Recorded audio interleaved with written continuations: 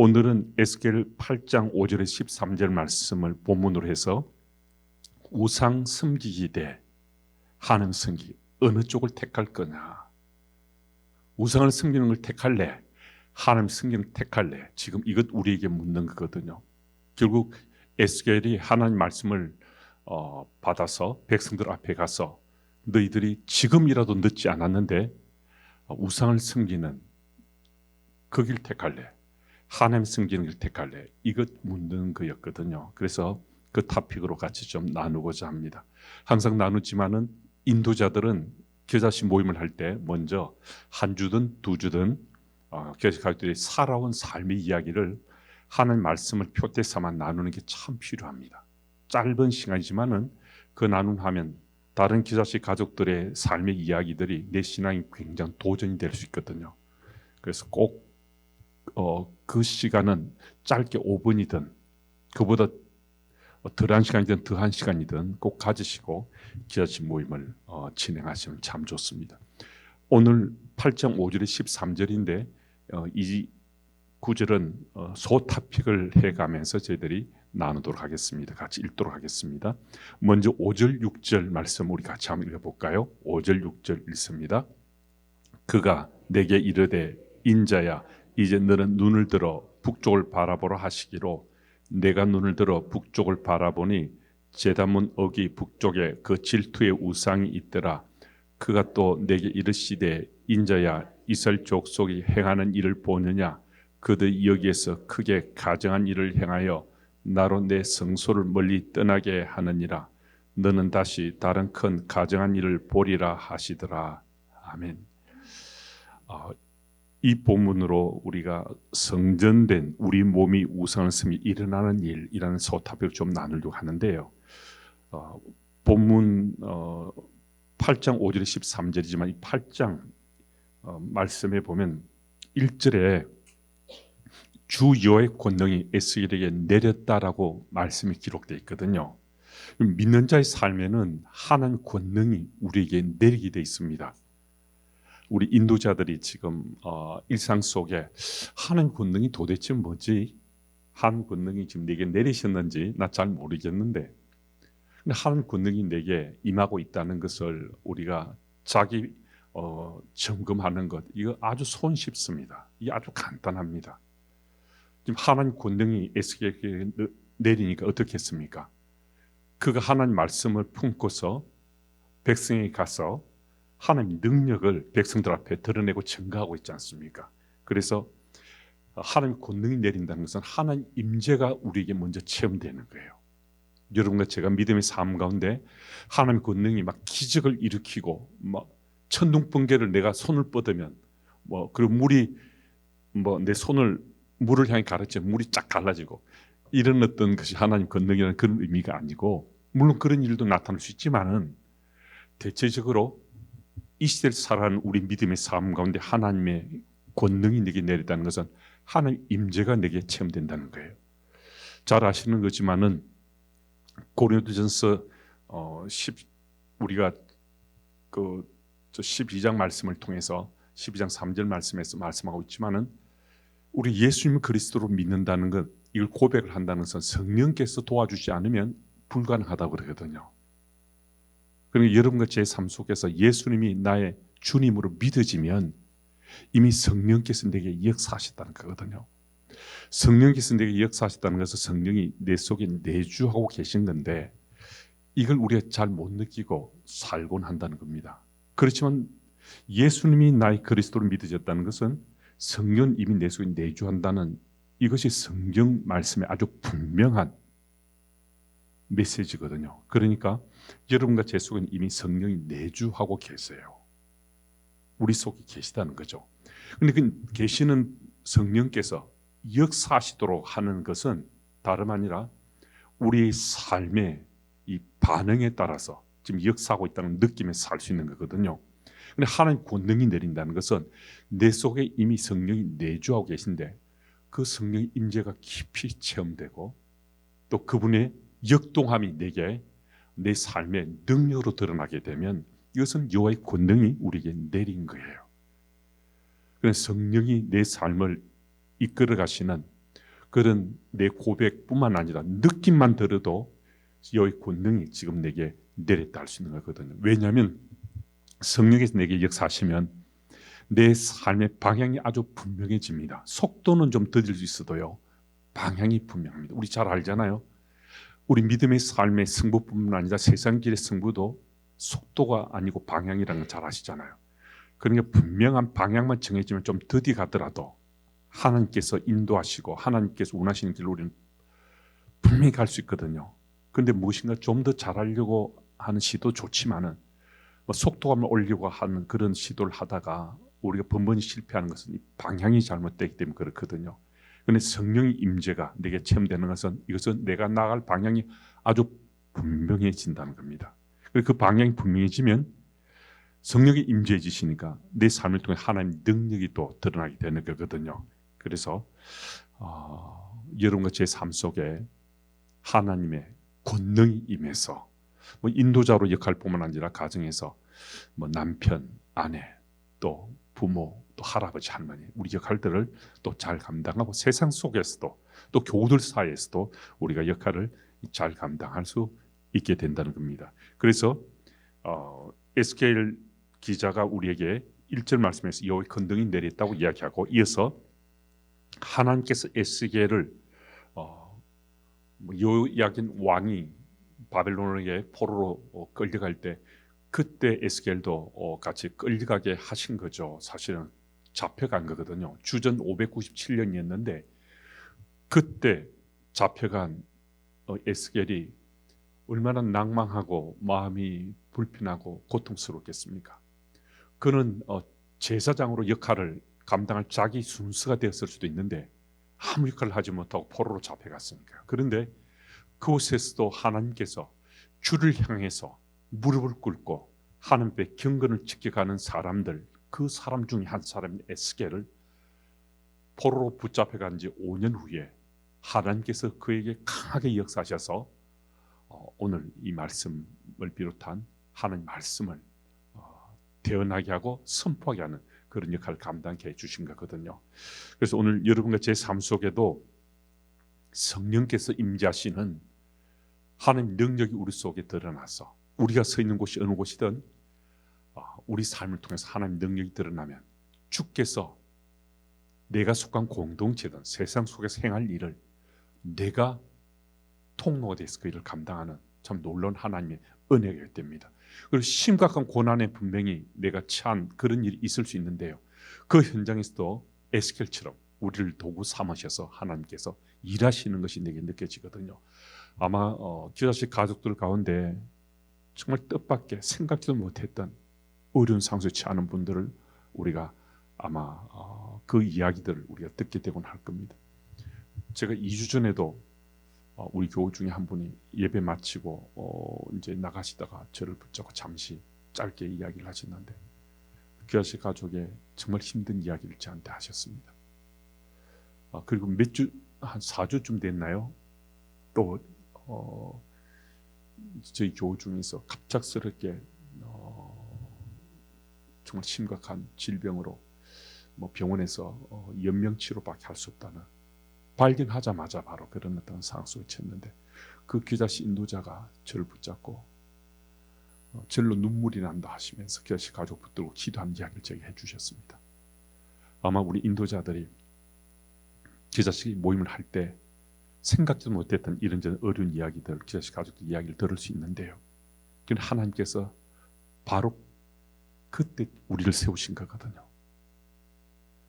그럼 바로 그때 그분을 위해서 나를 여자리에 있게 했다라는 그런 의식을 가지고 하나님 도우심을 구하면서 어떻게 저분을 위로할지 또 기자씨 가족 모두가 그분을 위해서 지금 우리가 무엇을 할지 하나님께서 우리들에게 깨닫게 해주시는 은혜가 있습니다.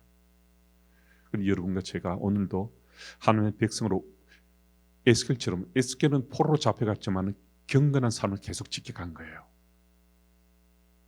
포로로 잡혀간 절망이잖아요. 좌절이고 아무것도 못한다 생각할 수 있는데 그 가운데서도 하나님을 향해서 자기 시선을 열고서 자기 몫을 하나님 나라 백성으로 자기 몫을 꾸준히 감당해오던 그에게 하나님께서는 하나님께 일하실 도구로 그를 삼으셔서 하나님 능력을 드러나게 해주셨거든요. 여러분과 제가 기자씨 인도자로서든 아니면 세상 속에 또 한 사람 그리스도인든 하나님과 내 관계 속에 이 관계를 올바로 해가면 하나님께서 우리를 통로로 어떻게 쓰실지 우리 기대함을 가지고 살아갈 수 있습니다. 그리고 아주 가장 소그룹인 우리 기자씨잖아요. 그 기자씨 가족들 사이에서 여러분들이 정말 그분들 위로하고 또 평안을 나눌 수 있고 또 소망을 나눌 수 있는 그런 리더로서 우리 역할을 감당할 수 있습니다. 그래서 우리는 오늘 에스겔이 고난 가운데서도 포로로 끌려갔지만은 하나님의 경건한 삶을 계속 지켜갔을 때 그를 도구 삼아서 하나님께서 백성들을 심판을 선포하지만은 그들이 돌이키면 그들이 살 수 있는 거거든요. 사실은 지금 생명길을 선포하는 그 역할을 맡게 해주신 거거든요. 그래서 그 반응은 그들 몫이고 내 역할은 우리는 하나님의 말씀을 우리가 선포하는 그 일은 우리 역할이라는 거죠. 나는 베스트를 다해서 내 기자씨 가족들, 우리 기자씨 가족들을 위로하고 기도해주고 평안을 빌지만은 혹시 기자씨 가족 가운데 그것을 잘 받아지 못하는 분이 계실 수 있는데 그 몫은 우리 몫이 아니에요. 우리 몫은 그분들을 정말 우리가 하나님 말씀으로 또 위로해드리고 또 그분의 기도 제목이 있을 때는 같이 중보게 되드리고 또 우리가 할 수 있는 도움의 손길을 같이 나눌 수 있으면 도움의 손길을 나누는 이건 우리 역할이에요. 근데 그것을 받아들이는 것은 거기까지는 우리가 다 해줄 수 없잖아요. 그러니까 내가 하나님 앞에 하나님 나라 백성으로 하나님의 바른 관계를 가지고 경건한 삶을 지켜가면 하나님께서 나를 정말 귀한 주의 도구로 사용하실 것이다. 이 사실을 꼭 믿고서 인도자 역할을 잘 감당할 수 있으면 좋겠습니다.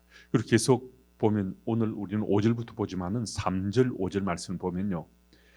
이스라엘 백성들이 정말 심각할 정도로 넘어서 가증스러운 모습을 보여주는 거거든요.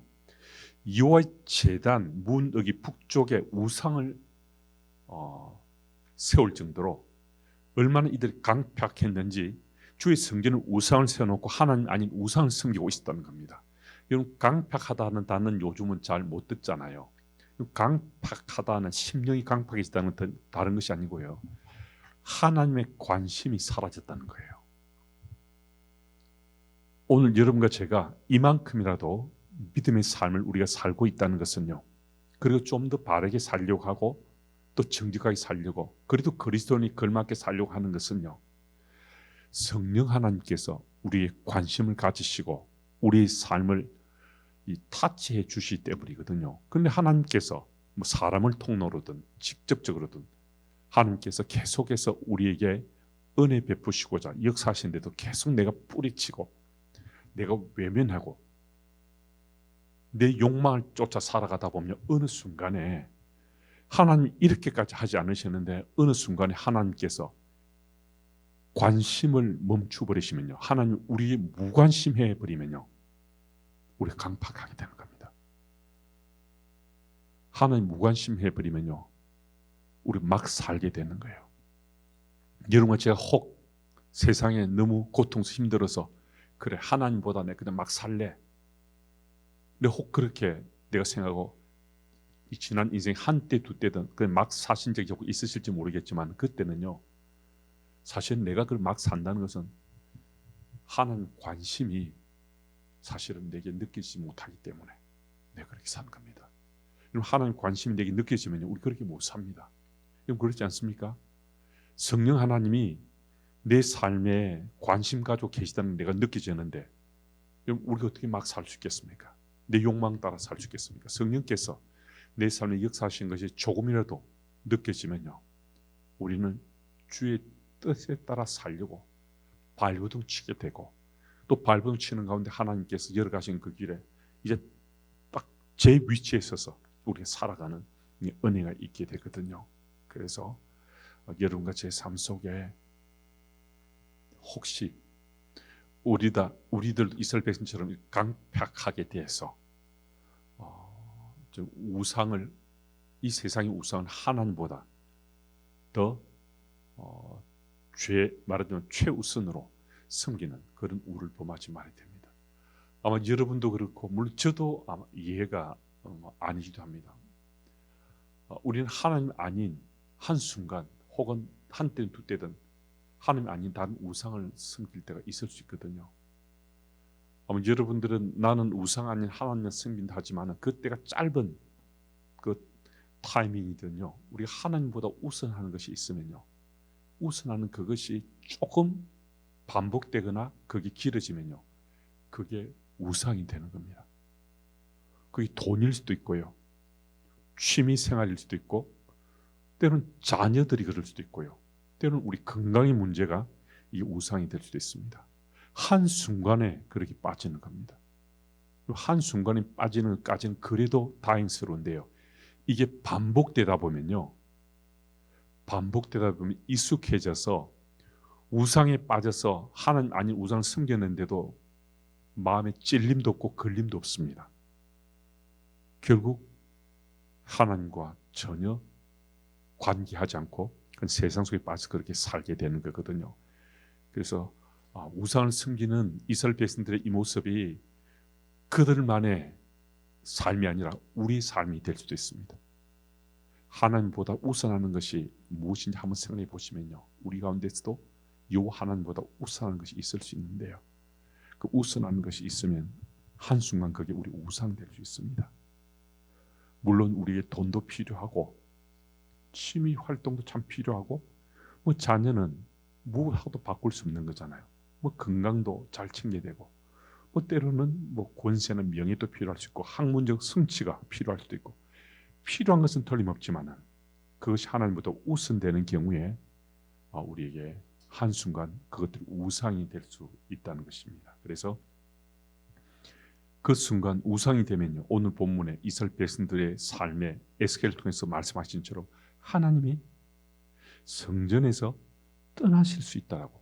오늘 본문 6절 말씀을 보면 하나님께서 성전을 떠나신다라고 말씀해 주잖아요. 지금 이 정신학교 강당은 우리들에게 성전이지 않습니까?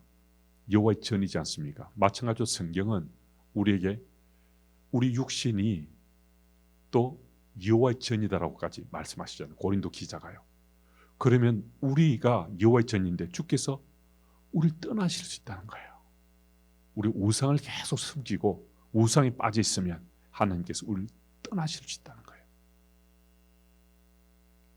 이는 참 두렵고 떨리는 일인데 아마 여러분도 아마 그런 경험이 있을지 모르겠는데 저도 어쨌든 뭐 예수님 인격으로 만난 이후에는 제가 그런 기억은 없습니다. 그런 기억은 없지만은 어쨌든 제가 청년 시절 예수님 인격적으로 만나기 전까지는 제가 한 번이든 한때든 두때든 그냥 하나님 없이도 나 잘 살 수 있다고 생각했던 적이 제게도 계속 반복되곤 했거든요.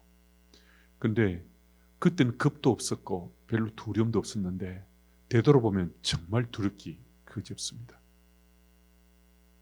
정말 두려운 일이거든요. 그래서 오늘 여러분과 제가 하나님께서 우리 속에 계시기 때문에 우리가 여호와의 성전된 여호와의 전된 그런 의식을 우리가 가지고 일상 속에 매번 그걸 의식하고 사는 건 아니더라도 이미 우리들에게는 그게 삶이 된 거거든요.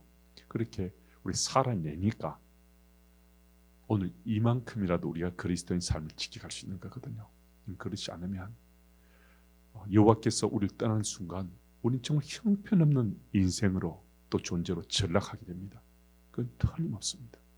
정말 저는 제 선배들이나 뭐 제 후배들 가운데 제 동기 중에는 아직 그런 이야기를 못 들었지만 한 순간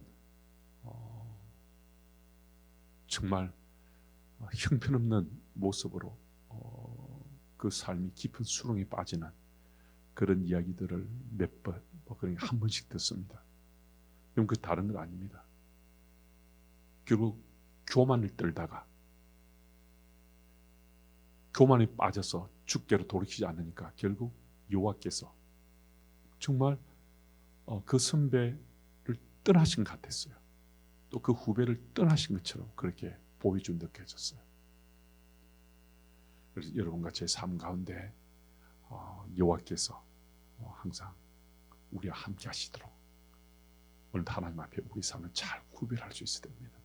그래서 이스라엘 백성들에게 지금 에스겔을 통해 선포하는 이 말씀이 우리들에게 다시 한 번 더 일깨움이 되어서 우리의 성전된 몸이 우상을 섬기면 우리가 정말 망하는 길을 치달을 수 있다는 것은 경각심을 가지고 잘 기억했으면 좋겠습니다. 그리고 7절에 13절 말씀 우리 교독해 볼까요? 제가 한 절 읽고 한 절 읽으시면 7절에 13절입니다. 그가 나를 이끌고 뜰문에 이르시기로 내가 본 적 담에 구멍이 있더라. 그가 내게 이르시되 인자야 너는 이 담을 헐라 하시니로 내가 그 담을 허니 한 문이 있더라. 또 내게 이르시되 들어가서 그들이 거기에서 행하는 가증하고 악한 일을 보라 하시기로 내가 들어가 보니 각종 이 속의 모든 우상은 사바 베냐가 이스라엘 족속의 장로 중 70명이 그 앞에 섰으며 사반의 아들 야사냐도 그 가운데 섰고 각기 손에 향로를 들었는데 그 향년이 구름같이 오르더라. 또 내게 이르시되 인자야 이스라엘 족속의 장 그 우상이 방한 어둠 가운데 행하는 것을 내가 보았느냐. 그들이 이를 여호와께서 보지 아니하시며 여호와께서 이 땅을 버리셨다 하니 함께요. 또 내게 이르시되 너는 다시 그들이 행하는 바 다른 큰 가장한 일을 보리라 하시더라. 아멘. 여러분 행동뿐만 아니라 생각이 감찰하신 하나님이신데요. 오늘 12절 말씀을 다시 한번 보시면 이스라엘 장로들이 우상의 어두운 방에서 행하면서 하나님께서 못 보신다라고 말합니다. 하나님께서 어두운 방에서 이렇게 좀 비유적으로 표현하고 있지만은 또 그게 실제일 수도 있겠고요. 거기서 행하면서 하나님께서 보지 못하실 거야. 하나님께서 못 보시겠습니까? 하나님께서 못 보시겠습니까? 하나님께서는 무소부자신 하나님이신데 어두운 방에서 행한다고 해서 하나님께서 못 보시겠습니까? 그런데 때로는요 우리가 이런 착각을 하고 살 수 있습니다. 물론 우리는 하나님께서 못 보신다라고 생각하기보다는 하나님 이것 좀 안 보셨으면 좋겠습니다. 그렇게 이야기하죠. 하나님께서 못 보신다까지 생각하기에는 너무 잘 아는 거예요. 하나님의 존재에 대해서 너무 잘 아니까 차마 그렇게는 요구하지 못하고 하나님 잠시 눈 좀 감아주세요. 뭐 그렇게 우리 하지 않습니까? 하나님이 나를 뚫어지게 본다 생각하는데 우리가 지금 이 이스라엘 장로들처럼 잘못된 행동을 할 수 없잖아요. 그러니 우리는 하나님 잠시 눈 감아주시고 못 본 척 해주세요. 그러면서 우리가 잘못된 행동을 하곤 하는데요. 근데 잘못된 행동은 잘 아시잖아요. 이미 내가 모두에도 말씀드렸지만 한 번, 두 번은 그래도 좀 찔림도 되고 하지만은 이게 반복되면 나중에 찔림조차 없어지거든요. 그래 화인 맞은 양심이 된다는 게 잘못된 일을 또 죄를 반복해서 짓다 보면 어느 순간에 양심이 화인을 맞아서 끊김 없이 똑같은 잘못을 죄를 반복해 짓는다는 거거든요. 그런데 우리가 기억해야 될 것은 행동에 있었어요. 행동에 있어서 하나님께서 못 보셨죠? 이렇게 우리가 하나님과 소통하면서 그렇게 하면서 좀 안 봐주시기를 그렇게 바랄 수 있는데요. 하나님 행동만 보시는 분이 아니시잖아요. 저도 사실은 오늘 마침 새벽에 본문하고도 오늘 이 본문이 오늘 새벽 본문과 조금 연결되는 부분이 있을 수 있는데요. 제가 잠시 언급하기도 했지만 사실 저는 목사로 살고 있으니까 뭐 여러분 잘 아시겠지만은 사실은 목사로 사는 이 틀이 있지 않습니까? 목사는 기본적으로 이렇게 살아야 되고 하는 것이 있으니까 제가 특별하게 세상 속에 죄 짓고 뭐 그렇게 살지 않거든요.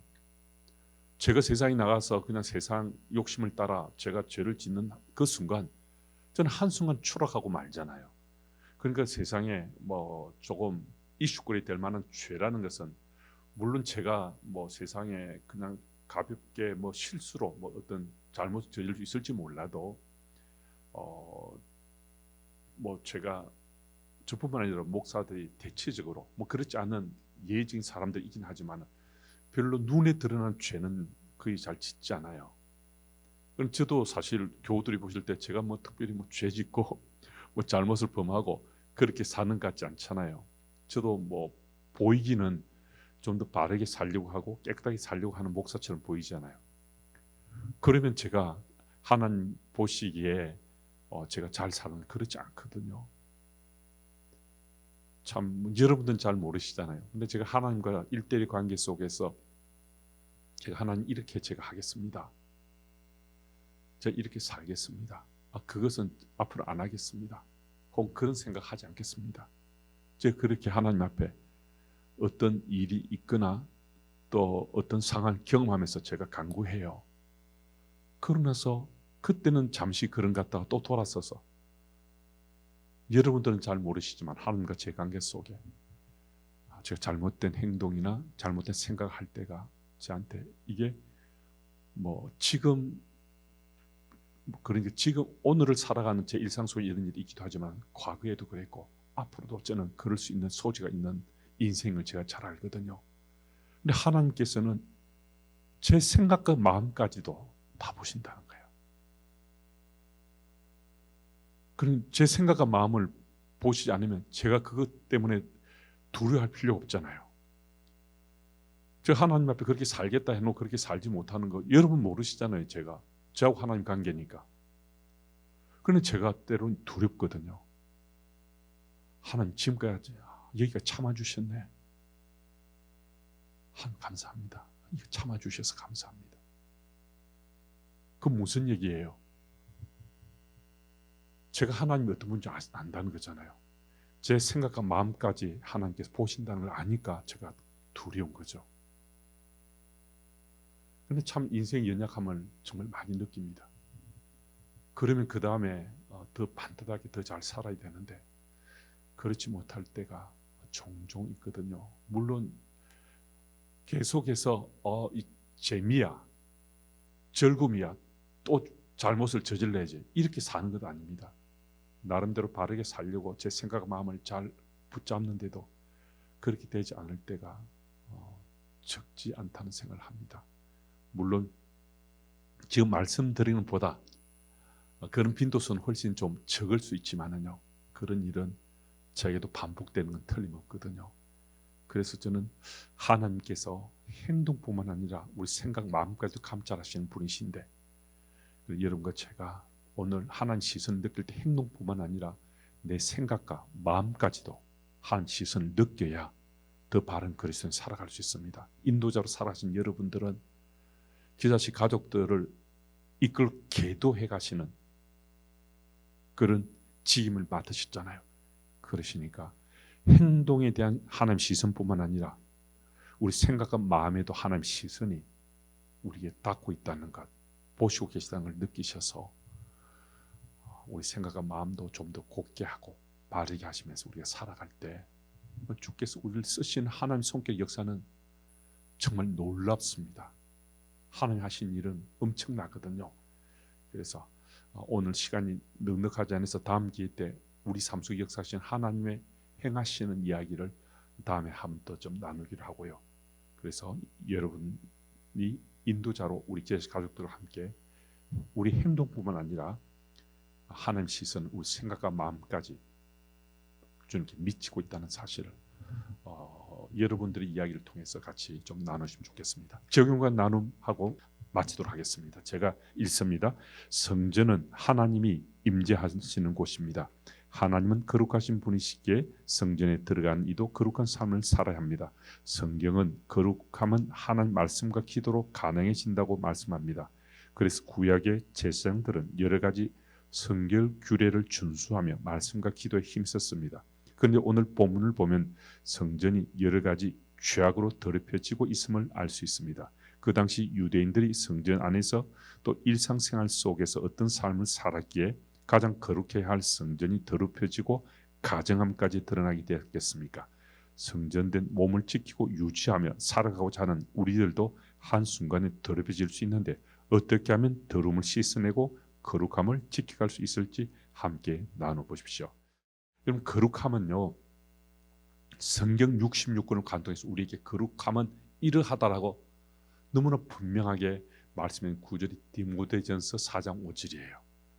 디모데전서 4장 5절은요, 하나님 나라 백성으로 살아가는 이 땅의 거룩함의 그 비밀을 짧은 한 구절로 정리해 주거든요. 하나님 말씀과 기도로 거룩해집니다. 그럼 거룩하면은 내 속에 있는 것으로도 이것은 가능치 못하고요. 밖에 있는 걸 끄집어봐도 이게 안 돼요. 거룩하지만 오직 한 길, 하나님 말씀과 기도로만 거룩해지는데요. 그러면 우리가 거룩해지는 것은 왜 우리가 거룩해지는 겁니까?